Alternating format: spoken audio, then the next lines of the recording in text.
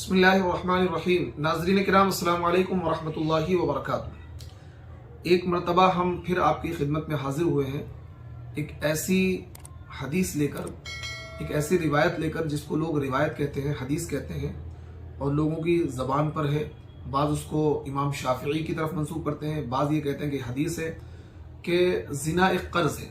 اگر کوئی بندہ زنا کرتا ہے تو وہ اس پر قرض ہوتا ہے، یا تو اس کی بہن کے ساتھ یا اس کی بیٹی کے ساتھ یا اس کی بیوی کے ساتھ زنا کیا جائے گا۔ اور یہ چیز کیا ہے، علماء اور خطبہ اپنی تقریر کے اندر بھی بیان کر دیتے ہیں۔ تو آج ہم اس کی تحقیق آپ کے سامنے پیش کریں گے، آیا یہ ایک حدیث ہے یا نہیں ہے، یا یہ امام شافعی کا قول ہے یا نہیں ہے۔ تو دیکھیے، جب ہم حدیث کی کتاب کھنگالتے ہیں تو ہمیں ایک حدیث ملتی ہے۔ حدیث مسند احمد کے اندر ہے۔ دیکھیے کیا ہے، حضرت ابو امامہ رضی اللہ عنہ سے مروی ہے کہ ایک نوجوان نبی کریم صلی اللہ علیہ وسلم کی خدمت میں حاضر ہوا اور کہنے لگا، یا رسول اللہ صلی اللہ علیہ وسلم، مجھے زنا کرنے کی اجازت دے دیجئے۔ لوگ اس کی طرف متوجہ ہو کر اسے ڈانٹنے لگے اور اسے پیچھے ہٹانے لگے، لیکن نبی کریم صلی اللہ علیہ وسلم نے اسے فرمایا، میرے قریب آ جاؤ۔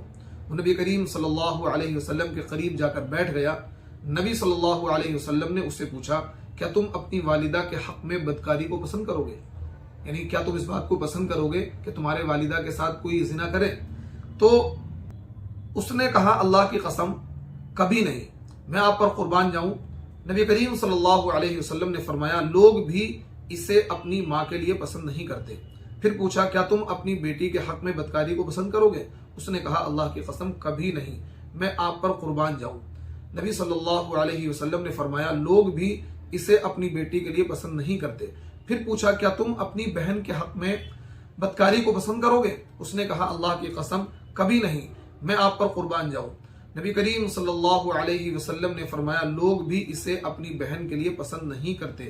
پھر پوچھا، کیا تم اپنی پھوپھی کے حق میں بدکاری کو پسند کرو گے؟ اس نے کہا، اللہ کی قسم کبھی نہیں، میں آپ پر قربان جاؤں۔ نبی کریم صلی اللہ علیہ وسلم نے پھر پوچھا، کیا تم اپنی خالہ کے حق میں بدکاری کو پسند کرو گے؟ اس نے کہا، اللہ کی قسم کبھی نہیں، میں آپ پر قربان جاؤں۔ نبی کریم صلی اللہ علیہ وسلم نے فرمایا، لوگ بھی اسے اپنی خالہ کے لیے پسند نہیں کرتے۔ پھر نبی کریم صلی اللہ علیہ وسلم نے اپنا ہاتھ مبارک اس کے جسم پر رکھا اور دعا کی کہ اے اللہ، اس کے گناہ معاف فرما، اس کے دل کو پاک فرما اور اس کی شرمگاہ کی حفاظت فرما۔ راوی کہتے ہیں کہ اس کے بعد اس نوجوان نے کبھی کسی کی طرف توجہ بھی نہیں کی۔ تو دیکھیے، یہ روایت حدیث کی کتابوں کے اندر موجود ہے، مسند احمد کے اندر یہ روایت ہے۔ اب دیکھیے، اس روایت کے اندر اللہ کے نبی صلی اللہ علیہ وسلم نے اس نوجوان کو سمجھانے کے لیے، تاکہ اس کی سمجھ میں بات آ جائے، مثال کے ذریعے سے بات سمجھائی۔ کیسے؟ اس نے اللہ کے نبی صلی اللہ علیہ وسلم سے زنا کی اجازت مانگی۔ تو اب اللہ کے نبی نے سوال کیا، کیا تم اس بات کو پسند کرو گے کہ تمہاری والدہ کے ساتھ کوئی بدکاری کرے؟ تو ظاہر سی بات ہے، کوئی بھی بندہ پسند نہیں کرے گا۔ تو اس نے کہا، اللہ کے نبی، میرے ماں باپ آپ پر قربان جائیں، خدا کی قسم میں اس بات کو پسند نہیں کروں گا۔ تو پھر نبی کا سمجھانے کا مقصد یہ تھا کہ جب تم اس بات کو پسند نہیں کرو گے تو نہیں کرو گے یا کرتے ہو کہ تمہاری والدہ کے ساتھ کوئی بدکاری کرے، ظاہر سی بات ہے جب تم کسی سے بدکاری کرو گے وہ بھی تو کسی کی ماں ہوگی۔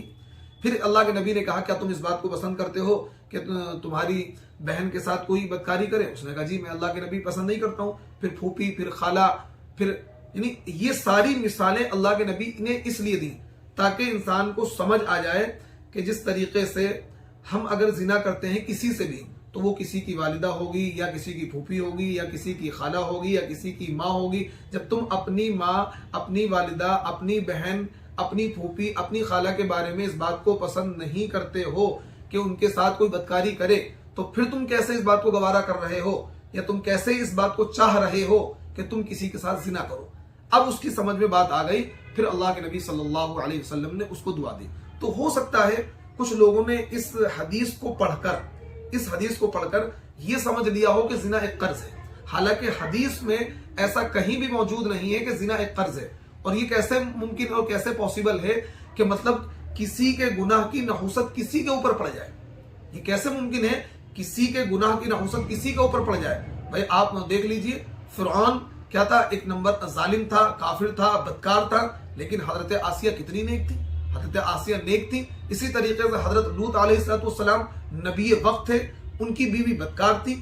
تو کہنے کا مطلب یہ ہے کسی ایک انسان کی نحوست دوسرے انسان پر نہیں پڑ سکتی ہے۔ اگر شوہر بدکار ہے یا بھائی بدکار ہے تو ایسا نہیں ہے کہ اس بھائی کی بدکاری کی وجہ سے یا اس شوہر کی بدکاری کی وجہ سے اس کی بیوی بھی کے زنا میں ملوث ہو یا اس کی بہن بھی غلط کاری میں ملوث ہو، ایسا نہیں ہے۔ تو اس لیے یہ کہنا کہ زنا ایک قرض ہے، اگر کوئی بندہ زنا کرے گا تو اس کے گھر میں زنا کیا جائے گا یا اس کے گھر کی عورتیں زنا میں ملوث ہوں گی، نہ تو اس طرح کی کوئی حدیث ہے اور نہ ہی اس طرح کا کوئی قول امام شافعی رحمۃ اللہ علیہ سے مروی ہے، بلکہ لوگوں نے اس حدیث کو، ہو سکتا ہے ممکن ہے اس حدیث کو سن کر اور اس سے ایک بات اور ایڈ کر لی کہ زنا ایک قرض ہے، حالانکہ اللہ کے نبی نے صرف سمجھانے کے بطور اس سے یہ کہا تھا کہ جس طریقے سے تم اس بات کو پسند نہیں کر رہے ہو کہ تمہارے خاندان کی کسی عورت سے زنا کیا جائے، جب تم زنا کرو گے تو وہ بھی تو کسی کی ماں، کسی کی بہن، کسی کی بیٹی ہوگی، تاکہ اس کی سمجھ میں بات آ جائے اور وہ اس چیز سے رک جائے۔ اور پھر نبی علیہ السلام نے اس کو دعا بھی دی، اس کے اوپر ہاتھ بھی رکھا۔